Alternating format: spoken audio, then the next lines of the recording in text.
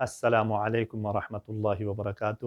محترم ناظرین و سامعین کرام، آپ تمام کی خدمت میں عید الفطر کی مناسبت سے تبریک و تہنیت پیش کرتا ہوں، اور تمام عالم اسلام کے مسلمانان اور مومنین مومنات کی خدمت میں تبریک و تہنیت پیش کرتا ہوں۔ انشاءاللہ آپ کی طاعت و عبادت خدا کی بارگاہ میں قبول ہو۔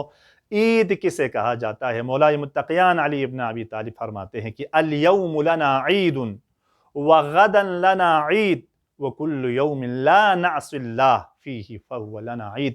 مولا فرماتے ہیں آج بھی ہمارے لیے عید ہے، کل بھی ہمارے لیے عید کا دن ہے، لیکن ہر وہ دن ہمارے لیے مومنین مومنات کے لیے عید کا دن ہے جس میں خدا کی معصیت نہ ہو، خدا کی نافرمانی نہ ہو، اور خدا کی اطاعت میں وہ دن گزرے، وہ انسان کے لیے عید ہے۔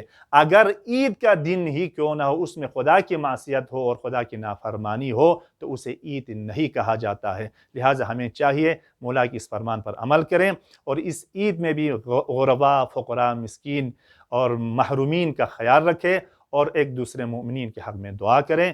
والسلام علیکم ورحمۃ اللہ وبرکاتہ۔